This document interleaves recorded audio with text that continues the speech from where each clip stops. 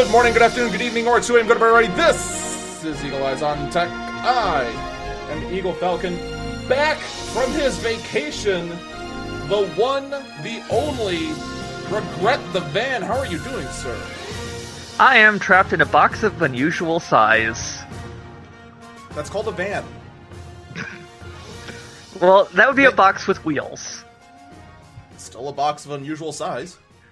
I mean, who built a box that big? Seriously. Well, I could be stuck in a trailer for a semi. That's in a box of unusual size. But that's standard size. Now, let's shift gears off of how to kidnap Regret, and instead move on to kind of an unfortunate story. Whenever I talk about Twitter, one of the questions that always comes up, and this comes up a lot with a lot of other companies as well, is how is this company making money? Because when push comes to shove, every company needs to be able to turn a profit to be able to pay its employees to keep existing.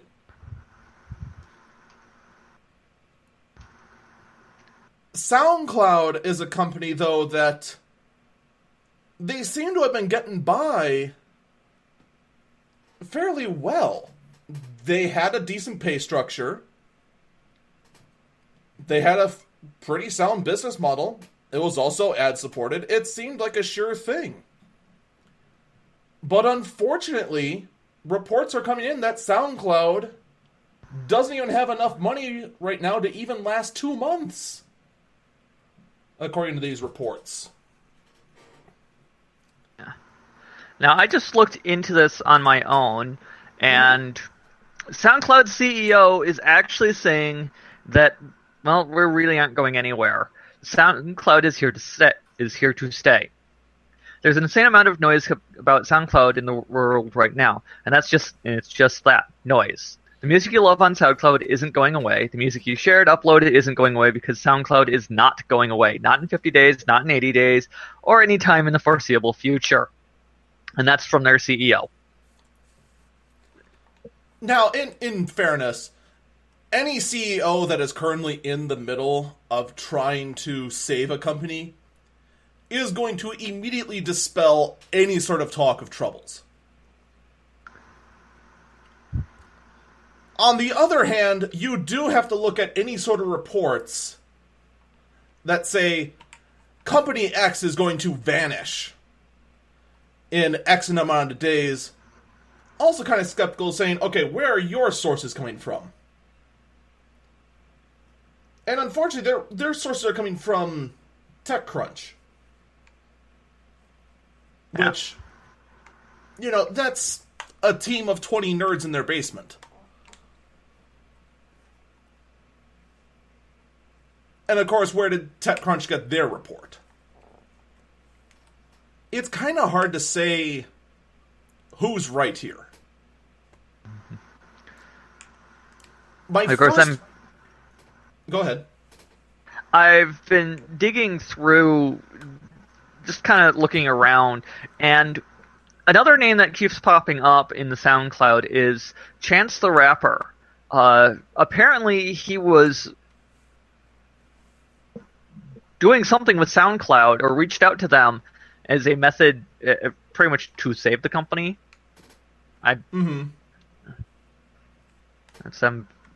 After he was telling fans that he was working on the SoundCloud thing, Chance24 tweeted, "Just had a very fruitful call with SoundCloud co-founder Alex Lejeune. SoundCloud is here to stay."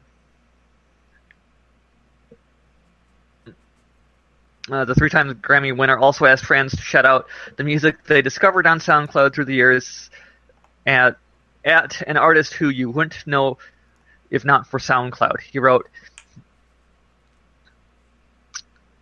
so there is so apparently the musical community is at least reacting, saying that SoundCloud actually has value and should stick around. And it looks like they're putting their money where their mouth is. Yeah, and I know the podcasting world as well also has a lot invested in SoundCloud as well. This podcast, not as much. We do use it as one outlet. But I know other much bigger podcasts, like the Daily Tech News Show, uses SoundCloud as their primary platform to get their podcast out. At least the audio version. That's their primary host. So they're doing everything they can to support that up as well. Now, my first instinct is between report and CEO of company. I tend to have a little bit more belief in the CEO.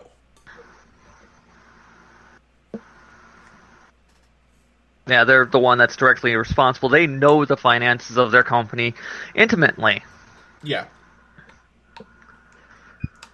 On top of that, they're going to be the ones that, if things go south, they're going to be the ones saying, okay, there's a problem, but here's what we're doing to address the problem. Whether that answer be a intricate plan of how to restructure finances, cut certain things, and raise new revenue, or flipping the table and Zoidberg waddling out of the press room. Which we've seen both. I'm going to need a clip of the times you've seen point two. Because... Well, okay, not flipping the table, but we've seen companies that pretty much have said we cannot stay viable. Yeah. There is no possible way that we can stay viable, so we're just going to simply close up now. I mean, which is sad to see that happen, but it does happen. Now, it's not going to take very long to find out who's right and who's wrong here. This article from Variety came out on July 13th. That means we have until the end of August to see if SoundCloud exists or not. It's not like some sort of gloom and doom report where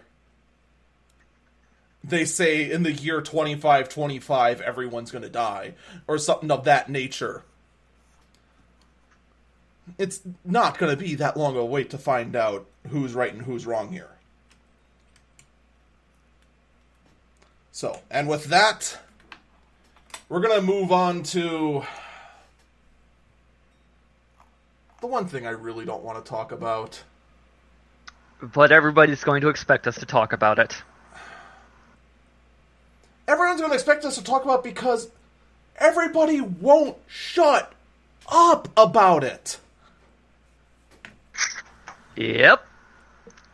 I mean, here, I'm just going to quickly put out where I stand on this.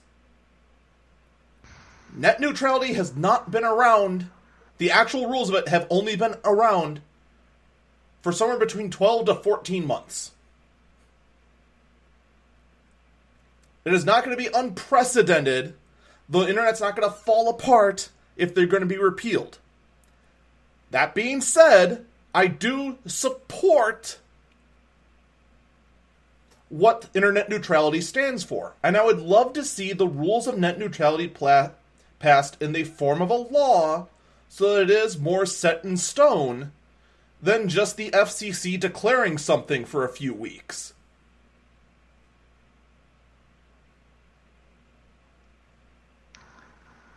With that, I agree with you. But until that law is passed, the FCC rulings is what we have. And also what the FTC does currently. Well, the Federal Trade Commission is not normally responsible for communications. It's not, but it does interfere with any sort of attempts to block websites. And that's what the biggest scare tactic is used in net neutrality, is that ISPs blocking sites. You know the instant that... I'm going to pick on Time Warner Cable because they don't technically exist anymore. Let's say Time Warner Cable blocking YouTube happens. The FTC in a heartbeat would slap down a 6-digit fine unless they cease and desist immediately. Not to mention Google going after Time Warner for it. Yeah. What I am more worried about, I'm not worried about the ISPs targeting the big companies. Google's got has got very deep pockets and some very aggressive lawyers, so I'm not worried about that. I'm more worried about the little ones, the fringes, that they're trying to get pretty much their business up and running, and just to have it shut down because, well, you didn't pay us enough money. That's what I'm worried about. Or, that website's politically charged with a view we don't agree with. We're going to shut that down.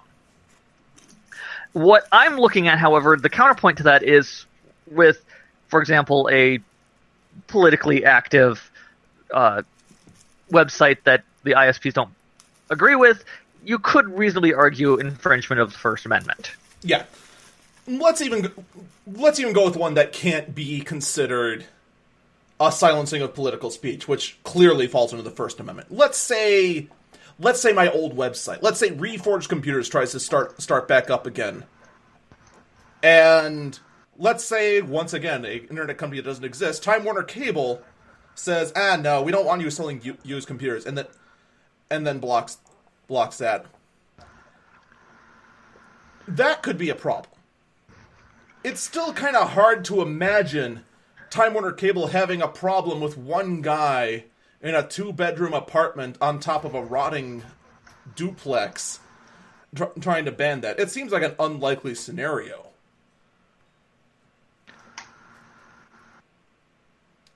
It does.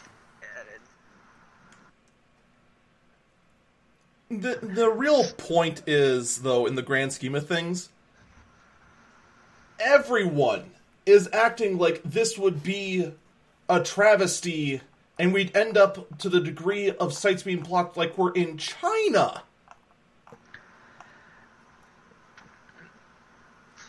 That's what a lot of these sites are going to the degree of.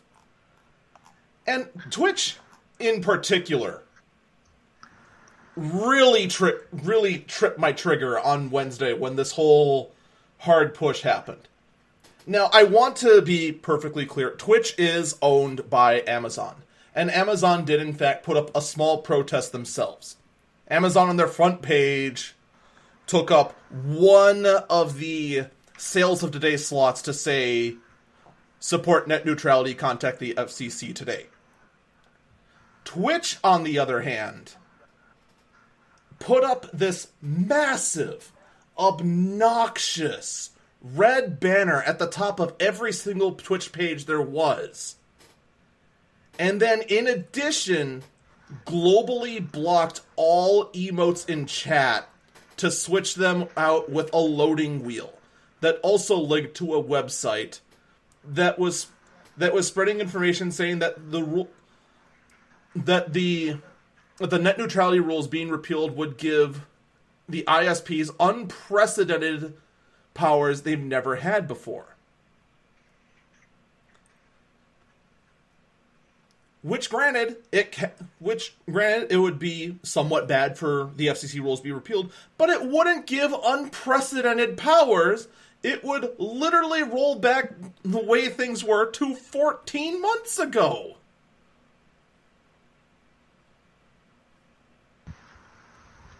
And Twitch in particular just annoys me in the fact they took this political stance, where Twitch itself is always looked as a place where you can find entertainment that is one of the few places where you can avoid politics in general.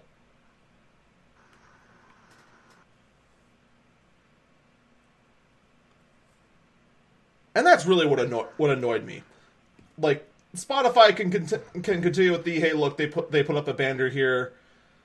Mm-hmm. Tumblr, Tumblr's where I expect to go to find.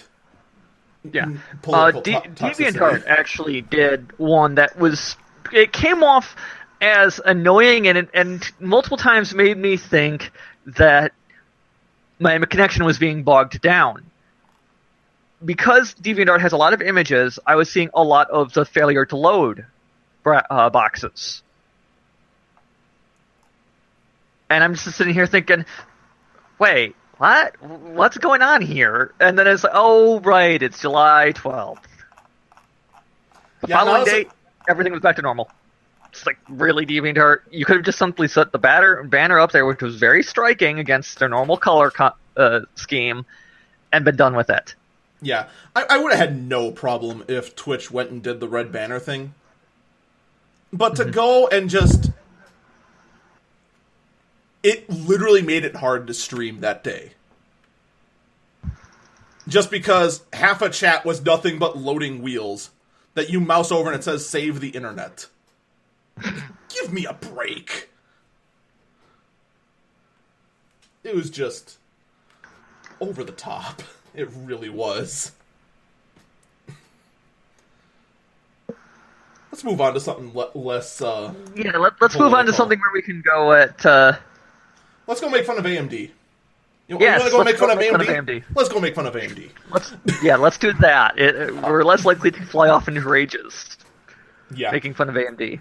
All right, we might trigger some AMD fanboys, but that's different. Actually, it's kind of hard to actually make fun of AMD for this one. This is just the announcement of the Ryzen Threadripper processors. These are the ones that are going to go into direct competition with the high-end Core i7s and Core i9 Intel processors. All right. So I have mixed opinions about this. I'm not going to lie. So here's what the new parts are. We have two Threadripper parts announced, the 1920X and the 1950X. Those are the actual part numbers. These are not strange Mega Man years. Well, if it was a Mega Man year, it'd be 192X. Yeah, there is that too. But some people read it weird. Yeah, no. So, here's how it works. Threadripper 1920X, this is a Zen part, obviously. And it's at the 14 nanometers, which matches Intel. And I want to say this is the first time in a long time that on the nanometer scale, AMD is actually neck and neck with Intel. Yeah, for a while. I mean, at one point they were actually beating Intel on that. And then... Well, that was when Intel was dumb and still investing in NetBurst. The cancer of the Intel world. I was looking through. One of my friends has a How Computers Work book from 2005, and they were going on about NetBurst and how it's going to be the next great thing. And then it's like, wait a minute, I had a book from 2007, like an edition later. The guy was pretty much going, yeah, no, NetBurst absolutely sucked. Yeah, for those of you who don't understand what we're talking about when we were talking about NetBurst was basically the Pentium 4 era of the Intel processors, and the NetBurst architecture threw away efficiency in favor of high clock speeds. So Intel was getting crazy high clock speeds. Like, the highest they got was 3.8 gigahertz, which in an era of just touching 2 gigahertz was absurd. But AMD was beating them out with, a 2.3 gigahertz processor. In every sense of the word. It's what actually made a lot of AMD fanboys, was during that era where AMD users were the smart ones. They were the ones that just went, hey, look, these processors are better than yours, no matter how high of a clock speed you have. It's not the clock speed that matters, it's how you use it. And it took Intel about 5 years to realize that. Now you know. Now you have a piece of computer trivia. But enough about that. Let's go back to Threadripper. The lower end part, the 1920, 14 nanometer, 12 cores, 24 threads, 3.5 gigahertz base, 4 gigahertz overclocked, DDR4 quad channeled, 180 watt TDP, which actually is higher than all the Core i9s. And that one's going to be at $799. The 1950. Basically the same across the board, except 16 cores, 32 threads at $9.99. Rest of the specs are the same. Also, PCI Express lanes, they're at 64 lanes. Which is... That's all the lanes. All of them. Mm-hmm. Wait, wasn't there a ridiculous one that was out that had like 100 some odd lanes? That's the Epic's processor. That's going to compete with the Xeons. All right, that should be fun to get our hands on. So yeah, you'll have 64 PCI Express lanes. For those of you who don't know, it takes 16 PCI Express lanes to fully power a GPU. And note for Apple, it takes 4 PCI Express lanes to power a Thunderbolt 3 port. Mr. running that MacBook Pro with 4 Thunderbolt 3 ports and not having enough PCI Express lanes to power all 4. Hint, hint. Apple. But, yeah. So, I mean, you have some really impressive processors here. Again, they're going to be not as they're not going to be as good gigahertz to gigahertz as the Intel ones, but they're going to be much better at multitasking than the Intel ones. What's really more surprising here, AMD has a processor they can price at a high price again.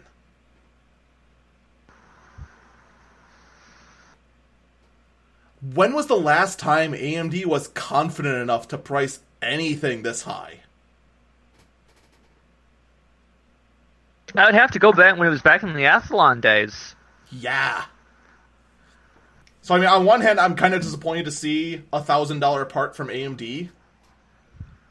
On the other hand, it's kind of interesting to see AMD go, yeah, we got something now. We can put out $1,000 price, $1,000 part, and not look like idiots. Yep. So, honestly, I'd say yay for AMD. On the other hand, though, those of us looking for performance builds, you're not looking at your under $1,000 super workstation anytime soon. Sad face. Sad face. Speaking of things you won't afford, let's talk about the new Xeons. Which their chips look about as big as the Threadrippers now. No, they're bigger than the Threadrippers. So the Threadrippers are huge chips, okay? They're about... Shout out to the Blue Angels flying over my apartment. Yeah, the same here. I don't know if that was heard at all, but... I don't know either, but I've been hearing a lot of them going back and forth. I am so glad I don't live on the east side anymore. On the other hand, you would have gotten a free air show. Alright, anyway. The Threadrippers are still pretty big. They're about... The Threadrippers are about as big as 2 of the Intel Core i7s. So, I mean, they were about 1 inch by 2 inch. The Xeons! The new Xeons that are powered by Skylake, this is the first time that the Xeons are actually bigger than the Core i7s they're based on. By double. I'm not even exaggerating when I say the new Xeons are almost as big as a business card. PC Per actually has an article up where they even have the Xeons next to one of their business cards. Yeah, and... Well, I always say credit card when I give an example because business cards can change size and shape. But yeah, they are big chips. They're about the size of they're about the size of a credit card. Than a credit card, but yeah, they're. The point is, these are massive. Yeah, I would want to see the cooler that would fit on top of that thing to cool that entire chip off. Well, first off, Xeons never come with a stock cooler. You have to stick something of your own on it. Yeah, you have to come up with something of your own. More than likely, we're just going to see the generic aluminum fin heatsink stuck to them.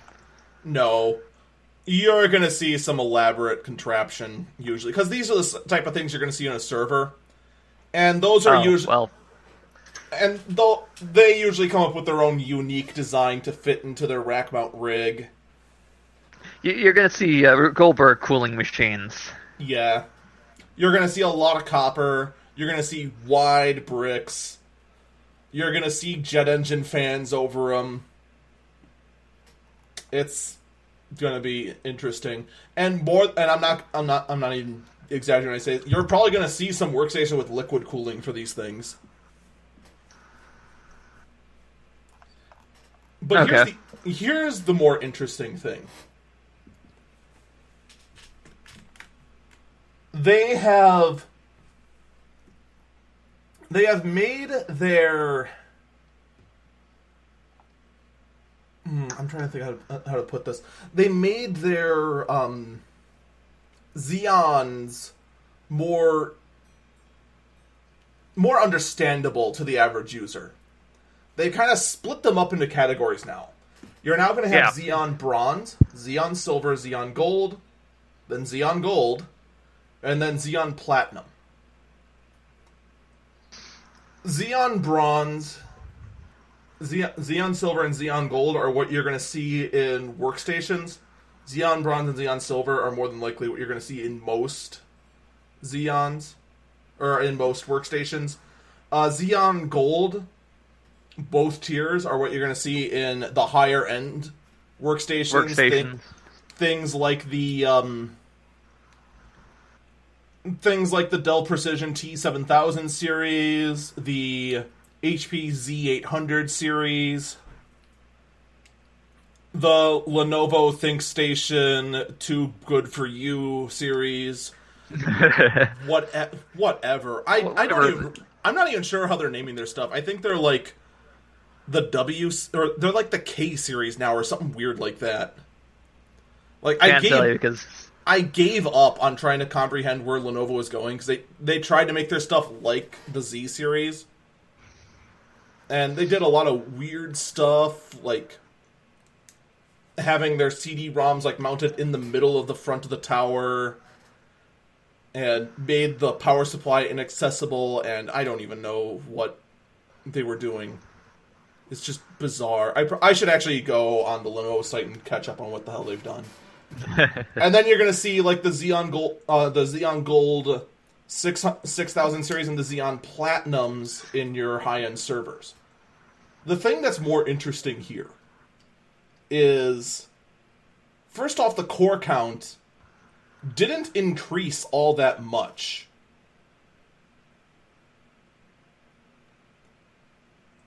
I mean, when I tell our average listener, okay, the bronze goes up to 8 cores, the silver goes up to 12 cores, the gold 5000 series goes up to 14, the gold 6000 series go up to 22, and then the platinum goes up to 28, they're going to go, oh my god, that's a metric ton of cores, why would you ever need that? You're talking about professional workstations. They want all the cores. All the cores, all the time. All of them. Yeah. The more interesting thing here is one little detail on the Platinum series. This is the one that actually does break the old barrier of 24 cores and goes up to 28. It's also the first Xeon, to my knowledge, that supports 8 sockets. Yeah, no, I think you're right there. Because every board I've seen up to this has only had either like 2 or 4. 4 was the cap that I knew of before. And usually only the AMD Opterons used 4. There were very few Intel servers that used 4. The only ones that I know of were like the HP top tier 4U server, and then the Dell R900 series used 4. but yeah, for the most part, I've only seen 2 processor boards being very common. Here's the other thing to notice. What's the channel that they used to use on RAM for the Xeons? It was ECC. No. Oh, okay, yes, they used ECC RAM. They also used buffered RAM. But they used quad-channel RAM. That means it was best to install them in sets of 4. Yep. This takes it up a notch to 6.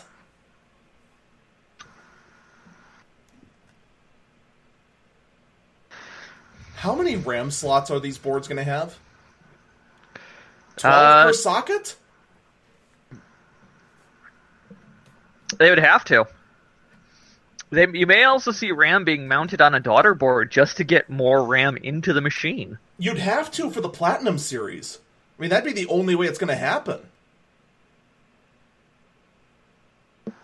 I mean, I really want to see someone like an HP or an IBM or a Dell make one server based on Platinum. They probably will, and then we'll probably get to see a teardown of it eventually. That's going to be very, very interesting. There's only one... Actually, I'm not sure if it's going to be 12 per socket. It might only be 6. Because I'm actually looking at how the maximum RAM that... None of them actually say what the maximum RAM they support, except for the Platinum. The Platinum actually does say it only supports up to 1.5 terabytes of memory. So what's the biggest DDR4 stick that we can get our hands on? I want to say 128 gig in the server world. I might be wrong. I might be wrong. It might only be 64 gig. Yeah, so with 6 slots, so even at 128 gig... You can hit that pretty easily. Considering the fact you're talking 6 slots times 8. Because you've got to have at least 1 bank per socket. You're going to hit that really easily. Then yeah, you would hit that fast. Yeah, you would. So there you go. That's what the new power computer is going to use. It's going to be... Let me quickly check out what that's going to be. 8 times 28. Oh, my numlock wasn't on. 8 times Good job. 28. 224 cores in a single system, or 448 threads.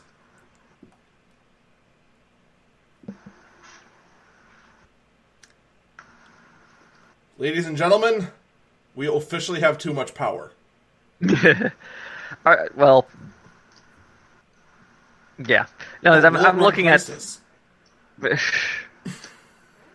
LGR got an Altair 8800 to run Crysis. So that benchmark has long since been dead. But it's still the memeiest benchmark I can think of off the top of my head. It is. Alright, let's get out of hilariously overpowered gaming rigs using 10 GTX Titans and 224 cores. Well, you would have silky smooth 1,000 frames per second. You would never have to worry about dropping down. And a 4-digit power bill. That too. We talked about this... Well, I talked about this last week with Atomisk about where Summer Games Done Quick left off.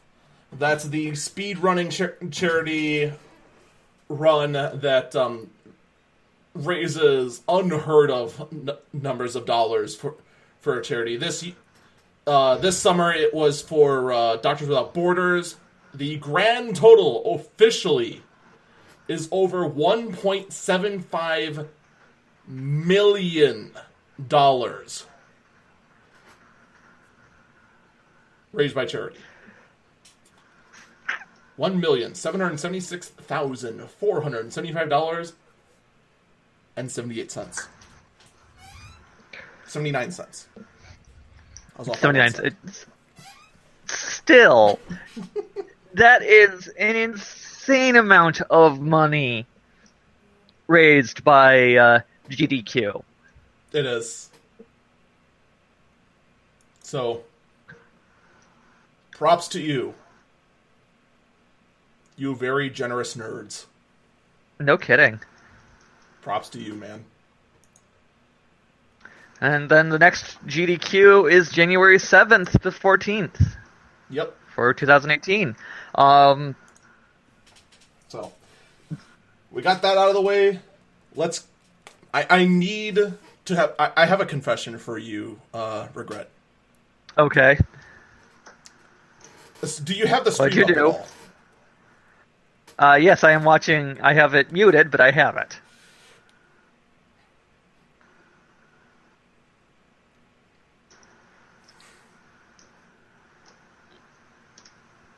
So, Well, I'm waiting.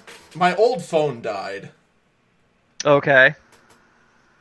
It was actually pretty tragic. How could you? For those who listen to the audio-only version, I held up an iPhone.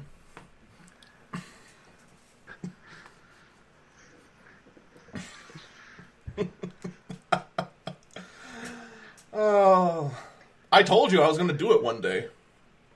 And unfortunately, my other phone becoming unreliable the day after we had the floods kind of prompted me going, I have to switch now. I have to get a different phone now. Otherwise, there's a good chance I'm going to get lost out in Kenosha by a road getting closed. Yeah, I can understand that. Now, I have to ask, do you miss your Android phone yet? Not yet, actually. Just wait until you have to try and do something with that iPhone, and it's going to go, fuck you, noob. I actually have. So you've actually had the phone tell you, fuck off, you can't do that, when you could easily do something with an iPhone, the Android. I should just give up and label this podcast explicit. I need to just surrender.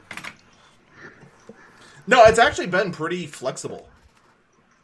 For the most part. I do miss the Android widgets. That I do miss a ton. And I knew I was going to miss that. The control panel they've got, actually, in this, actually isn't all that bad. That's this panel, when you swipe off to the side, it gives you a bunch of like quick little widgets. I still prefer the Android style of doing it. There is one thing I think actually goes completely unmentioned when it comes to the criticisms about iPhone. Okay. Apps lock up super easily. In iOS than they do compared to Android? Like, apps will crash in Android if you're like running an outdated version and there's an incompatibility issue and blah blah blah blah. Right now, the iOS version, which I can't remember what it is off the top of my head, is currently near the end of its life. In a few months, it will be replaced. This is the most stable the iOS ever will be. This version of the operating system. It's a regular basis that I have to go into Task Manager, force quit something, because the app locks up and hangs.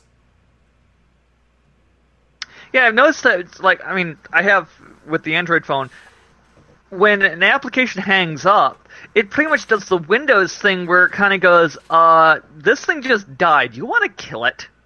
Yeah, that doesn't happen in iOS. First off, it's shocking that anything hangs... That's interesting. And second off, it hangs up a lot more.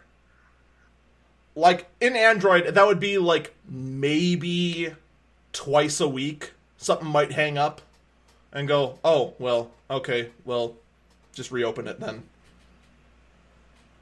In iOS, I'd say it's 4 times a day. Oof.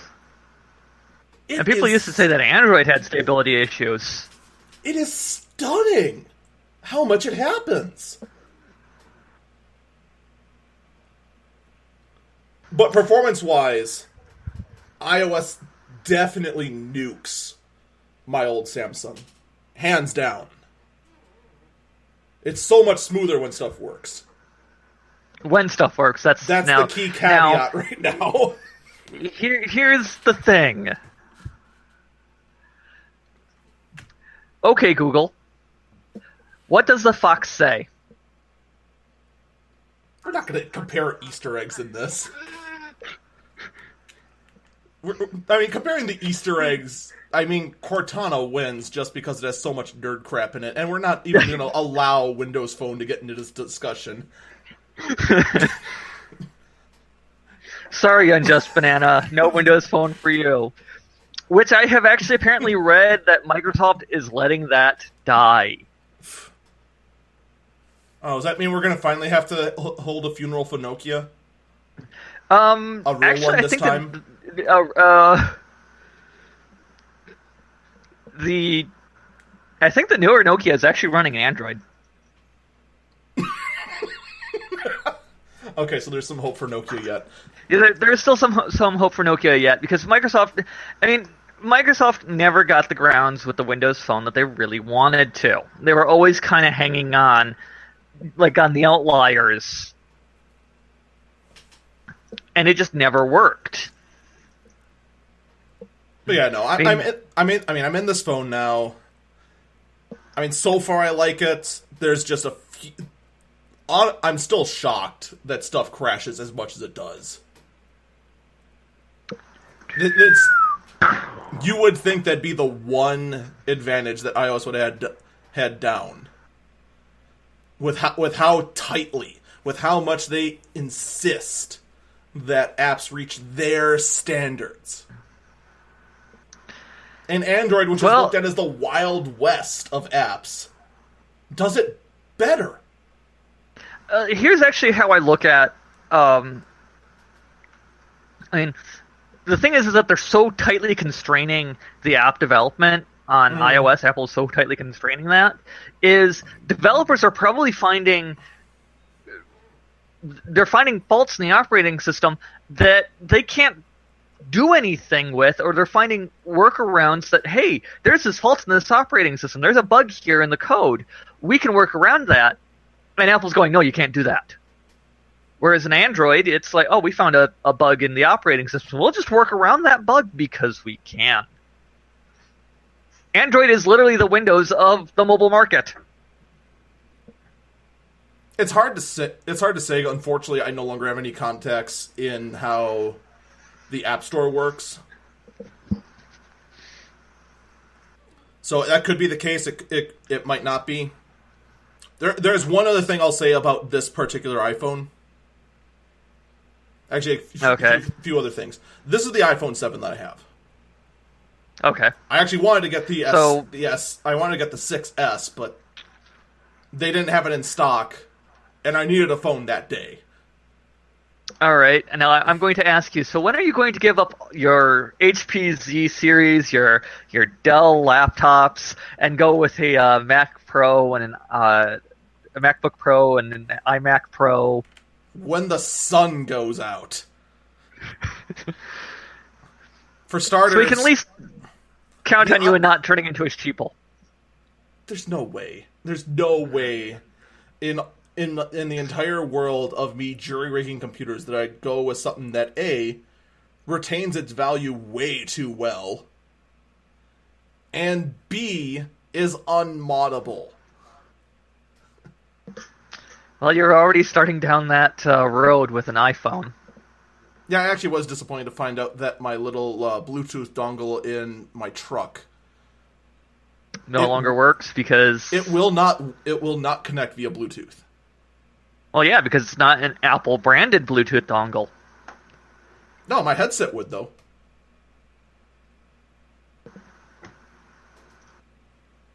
There's just for whatever reason that dongle it refused to look at it. Well, then it's not an Apple branded dongle. Yeah, neither is my headset. Well, your Apple, well, it might be Apple compatible. It's not. It's never been branded as that. It's like branded to be like, yep, this. Like, I'm not even kidding. My headset is like, it's like key selling point is approved by Peterbilt. It doesn't give a it doesn't give a care in the world about what any phone manufacturer says about it. It's just like, look, this thing will cancel out the noise of your engine. And it's just like, okay. Sure. I mean, well, last I know, you weren't driving the Isuzu. That was still gibberish names, baby. Actually, that was a different driver's baby. Also, a completely off-topic note, that truck is in the shop right now with some serious damage. Oh, what happened? We don't know yet, still. We have been renting trucks right now, while the engine's right now being disassembled to find out what all happened inside there. Oh, so its engine went out in an impressive fashion. And to answer Unjust Banana's question in the chat, it is because Steve Jobs is dead. That is why I'm not praising Jobs yet. He would have to be praising Tim Cook. Also, Steve Jobs was more in favor of having a 3.5-inch phone. No. God, no. He also hated styluses. Now okay.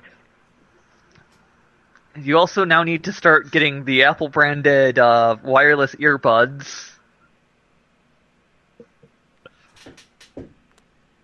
No. No. And converting all of your music library to iTunes so that should you ever lose that computer or suffer a critical hard disk failure, it's all lost and you'll have to buy it all again. Oh, crud, I do need to get my music on my phone again. Which is just going to be a matter of telling iTunes, hey, look, it's in this folder. Where'd it come from? You don't care anymore. I don't care anymore. That's right, iTunes. You don't care anymore. Until it goes, well, where'd this music come from? I'm just going to encrypt it now. It won't. Because it does that in its own little iTunes folder and won't touch the drive that currently all of my music that has been gathered from a lot of sources. And actually, I love picking on iTunes and Apple for that, but they actually really don't encrypt the music that hard. They just use an unusual standard that most competent and full-featured music players can read. Yeah, and really they only do it with the stuff you actually purchase from iTunes. Mm-hmm. Normally, at least with the more modern versions, I can't remember what the archaic versions of iTunes did. We'll just let it sit in there and just go, is that an MP3? Yeah, it's an MP3. Alright, stop caring. Pretty much. I just don't use iTunes anymore because, yeah. That was a wonderful Windows XP installation that iTunes wrecked. Because RAM? It duplicated my music library over and over and over again until it filled up the hard disk. Ouch. We're going to switch topics. So, one thing that today was actually going to be, but then it didn't, was this was going to be the college guide / road warriors guide to buying new equipment. I do this every year towards the middle to end of July, kind of as my own little back to school guide. But unfortunately, because of the way things have been lately in tech, normally I kind of keep tabs on Dell, HP, and those are pretty much all the computer companies that matter. Oh, and Lenovo, I suppose. Well, you could also throw Acer and Asus. No, shut up. They don't exist. E-Machines. No, they don't. Shut up. Gateway? No, well, E-Machines and Gateway doesn't exist. They actually don't exist. They're Acer now. Don't. Here. All right. Here, I'll give you a little sneak peek of my Road Warrior's Guide to Computers right now. If you are even looking at an Acer, you are doing it wrong. If the thought of getting an Acer ever crossed your mind, slap yourself and then tell yourself, what was I thinking? If you contemplated anything with Toshiba written on it, I am sorry to tell you, Toshiba stopped making really good computers at around 2003. That was the last time. Does Sony still make laptops? Oh, who remembers? The Sony Vios? The Vios stopped being quality back in 2004. Ever since then, they were just like, ooh, you know how we have this, like, you know how we have laptop screens that are capable of 120 frames? Yeah, let's stop doing that. Oh, okay. And that's when Vios stopped existing to me. Oh, well, that makes me sad. Does the most expensive Vio you found only $300? And made of styrofoam? No, okay. What the hell was I looking at then? What? Well, while you're doing your quick independent research, I'm going to talk about what I found. So, for starters, I completely forgot that Dell bought EMC. Okay. EMC, if you know, is a major server-grade storage company. They are responsible for what seemed like 110% of all network-attached storage devices sold in the enterprise business. How is it over 100%? They somehow pulled it off. That's how prominent EMC was. They were literally everywhere.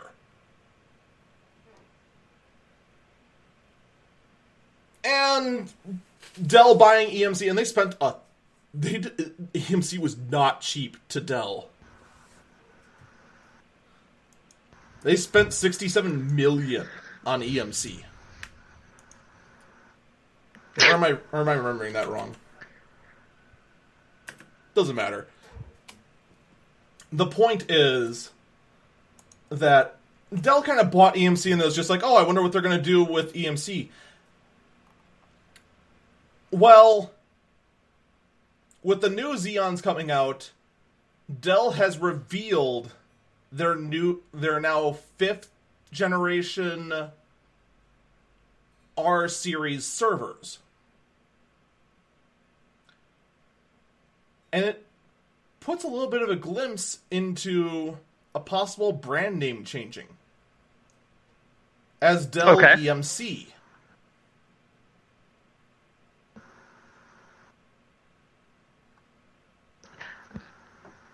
If I were to speculate anything, they're just going to keep for Dell, for their servers to be Dell EMC, but for everything else it would still remain Dell.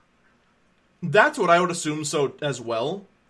I mean, just like how Logitech split a branch off into Logi, which that still exists. Nobody talks about Logi. I know. They don't exist. That was like Logitech budding a little bit, and then that rebellious teenager went off and then got drunk, and then we never heard from them again. And hopefully they'll come home one day, and then there'll be a party. It'll be like the prodigal son, except a company that we're not going to miss at all.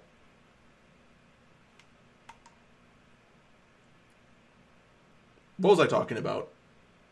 Yeah, what were you talking about? Dell EMC. The other thing was that, first off, these Dell EMC servers do show some of the EMC DNA in them. They've got EMC's RAID controllers in them. A lot of their NAS designs are being shown in these new servers. But so far, it's only the R640, which is their one-use server. There are 740.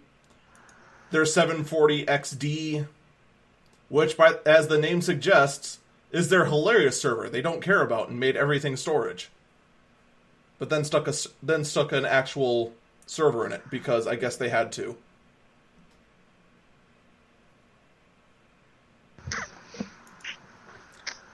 But curiously enough, and this is how I know EMC had a hand in this, the R940, the 900 series was Dell's 4-socket, 4U server. It's scrunched down to 3Us now. It's scrooched down quite a bit.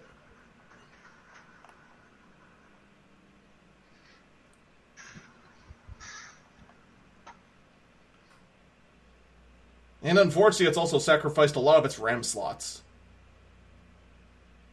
You have to make up the space somehow. Yeah. Unless you go to an even bigger cabinet space, so what, 5U? Well, it could have just stayed a 4U. But they wanted to go down to a 3U. Which I guess makes sense. You can now get four. It's now more efficient than having two 2Us and then virtualizing them together. So I mean, that was some of the interesting stuff.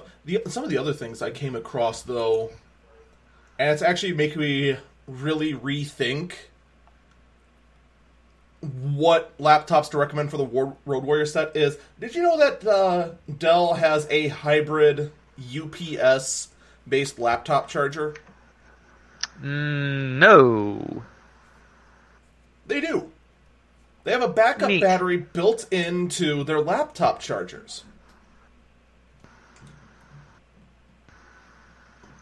It's a 45 watt charger for their basic laptop, but it's also got a small battery on it that could probably charge the laptop for about an hour. And also be used for mobile devices. And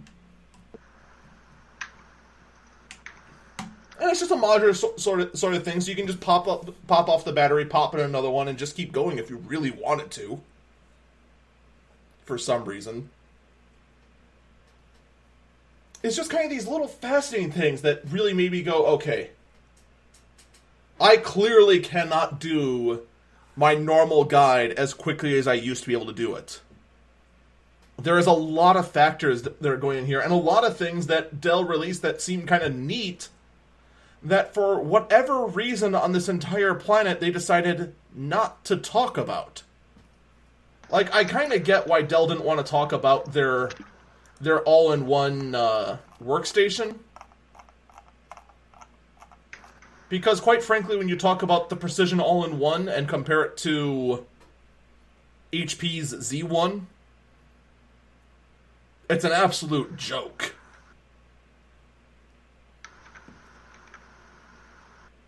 I mean, here, I'll give you a quick review of the Precision 5720.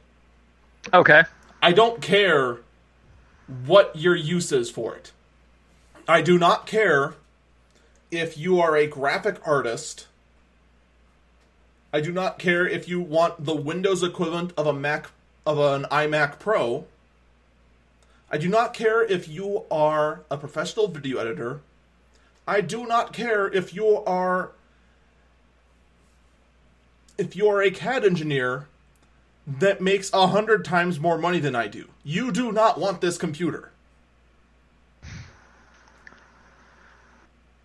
It is an all-in-one that does not have any of the certifications for any professional laptop, for any of the professional applications. The only thing that is professionally certified is the fact that it uses Radeon Pro GPUs, which are hilariously underpowered and consume too much power. And it is not user accessible. So in that regard, it's just like the iMac Pro. Okay. But when push comes to shove, if you decide that a all-powerful all-in-one is the right way to go and forget the costs, just go with the HP Z1 and be happy forever. Just go be happy. Don't look at the iMac Pro. Don't look at the Precision 5720 all-in-one, which needs a better name. Just go get an HP Z1. Be happy. Maybe there's a Lenovo equivalent that's built more intelligently. And maybe that would be something to compete against Z1. This is not a good idea. Okay, I'm now actually looking at the HP Z1. You know what immediately comes to mind when I look at the thing? It makes me think of... no, it makes me think of a point-of-sale terminal. It is thick like one, but there is it is significantly super more powerful. There's definitely more power in the HP Z1 than in your average point-of-sale terminal. The other reason I keep recommending the HP Z1 if you're going for the super powerful all-in-one is the fact that it's upgradable. Yeah, no, it looks like it just kind of pops open like a car hood. Just boop. Yep. Just pops open. There actually is, just like in a car, hydraulics that help ease it up and ease it back down. That's adorable. Actually, I'd be curious about like the graphics card solutions. MXM. Okay. Did I answer all your questions? Yeah, that does, because I'm looking at going, well, could you game with this thing? If you pop that out and put in an MXM 1080, yes. Okay, and it looks like it's got a lot of fans, a lot of airspace, so the thing will probably run toasty warm to touch, but won't melt. Nope, there's plenty of space. It's gonna pump in from the bottom up to the top. Very similar to how... Actually, no, not anything like the iMac Pro, because the iMac Pro thinks that 2 blowers is enough, and that 2 blowers is revolutionary. I mean, I'm just counting, just from this picture I have, 3 blowers just covering up portions of the motherboard, and another 2 fans peeking out of the power supply. And you know, that despite the fact that I full-size hard disk in there. That's impressive. Despite the fact that I went and started experimenting with an iPhone, that's one thing that's always going to differentiate me from a lot of the other Apple users. Mm-hmm. I can at least look at something like the iMac Pro at every single way it's built, in every way, shape, and form, and say, no, that is the dumbest thing I have ever heard, and no, 2 blowers and an all-in-one is not even close to being revolutionary. And you would think that Apple learned something. This is not the first time that we've seen iMacs cook themselves. Like back in 2005, 2007, when they were still in the G series. So the G3, G4s? No, the G3, G4s were fine. It was the G5.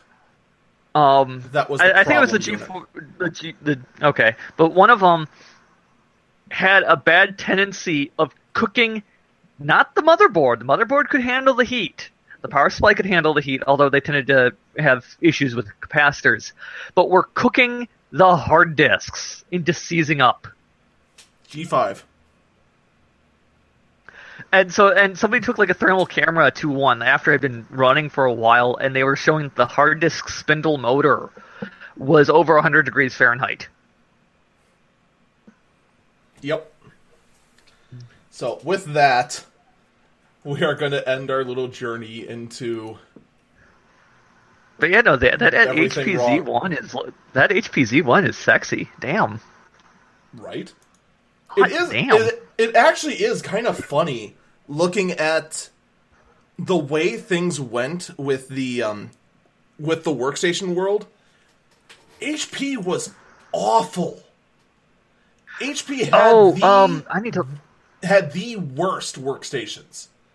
It was like HP at the bottom for quality and design, then IBM with their Z series, and then Dell at the top with most accessibility, and then Apple at the actually under HP if you want to include them in this race. But let's be honest, they weren't building workstations; they were building desktops and calling them workstations. Yeah.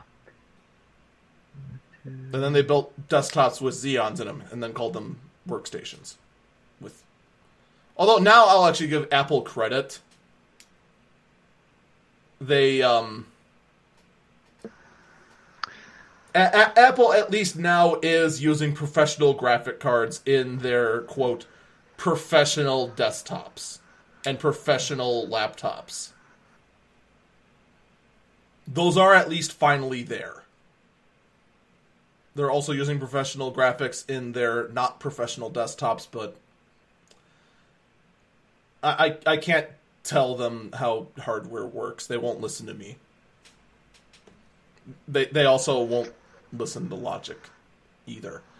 But as I was saying, it's kind of interesting watching HP go from near the bottom, and with the evolution of the Z series and their new pro laptops, they've climbed over everyone as far as serviceability. The Elite books are so much better now. The Z series desktops are just the Cadillac of working inside them. I could swap out everything without even breaking out a screwdriver. And Dell, although they kept up with the precision line with the desktops, the laptops are just hilariously bad. At least for serviceability now. They were great, and then they just gave up. And then this all-in-one just shows, here you go, here's your all-in-one whatever. It's literally just the Optiplex one. I don't know, you have any last words before we finally close up shop? No, what I just threw up into chat is Dell's take on the Surface Studio, and also Dell telling Wacom that they no longer, or trying to tell Wacom that they no longer rule the roost of graphics tablets with a screen in them. All right, I'm just going to quickly read off this one because this actually does kind of... Dell's take on the Surface Studio ginormous drawing tablet.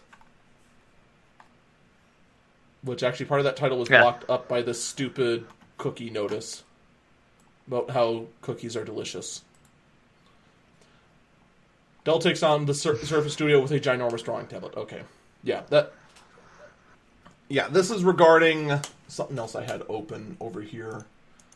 It was the Dell Canvas. Yes. After the Surface Studio wowed everyone last October, it was only a matter of time until other manufacturers followed. That's exactly what Dell is doing with its Canvas tablet, which even includes its own take on the Surface Dial. Dell calls it a totem. I'm going to interject.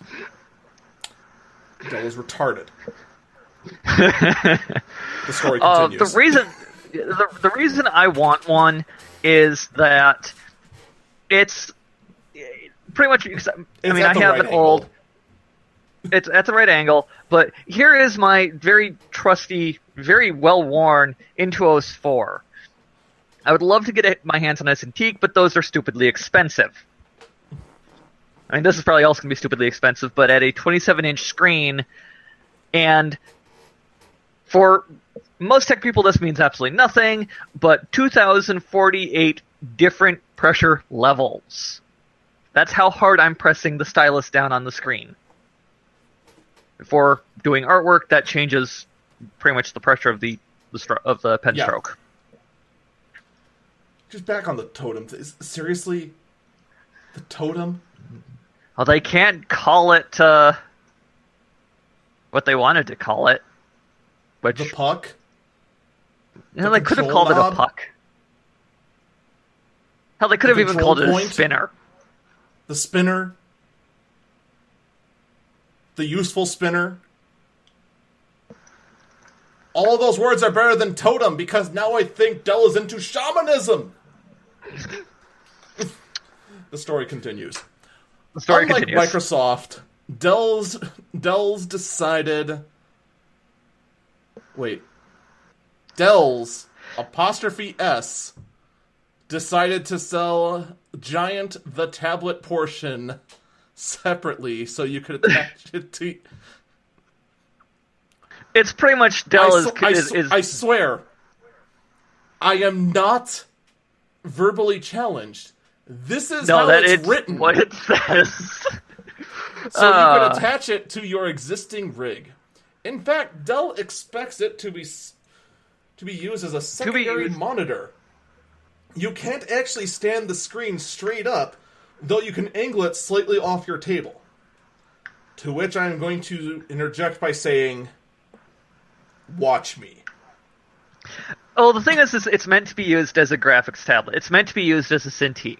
So Yes. Putting it upright actually does defeat the purpose of the thing. When has that ever stopped me before? There is that. I mean... Oh, streamers are supposed to use a really powerful desktop. It's all modern with a Core i7 in it. That's what I say. Dual quad Xeons. Dual quad Xeons, baby. That's my gaming rig. The actual rig powering it is a 15-inch laptop over there. The thing is... The article does continue. Yeah, it does continue. It is pretty much just what it's saying is, it's a giant Wacom Cintiq with support for Microsoft style interface. The person who wrote this article tried it out and they couldn't notice any input latency. The totem works just as well as Microsoft style, although it doesn't have the same clicking rotation or than a downwards click. It's just fixed. It's just a fixed piece of plastic and must be on the screen to work. The lower angle doesn't mean it's not as likely to slide off your screen, however. If you're wondering about the huge bezels, the thing has huge bezels for what it is. It's actually for you to rest your hands and arms on without interfering with the screen. Which actually, and apparently the totem does work in those areas. Who knows? To actually get completely off the point, that's actually one of the things I actually did like about the original iPad designed by Steve Jobs. That did have massive inch-wide bezels along the top and sides. And its sole purpose was so that was a place to grab that wasn't the screen. It's kind of interesting that that's now gone. Because I mean, everyone's looking back at that, it's like, oh, that was just a horrible design. I loved that design. I must have been one of the only 5 people who thought that was a good idea, though. It was me and then the 4 people responsible for the bezel on this one. So if there's anything that the Dell Canvas has brought, it has now pinned down who those people are. Yep, I like it because that gives you a place to stick the totems. Mm-hmm. All right, that was actually all stuff you just read. Yeah. And actually, you just read that. So the article picks up, one of the biggest complaints levied at the Surface Studio is that people who already own more powerful desktops would like to just be able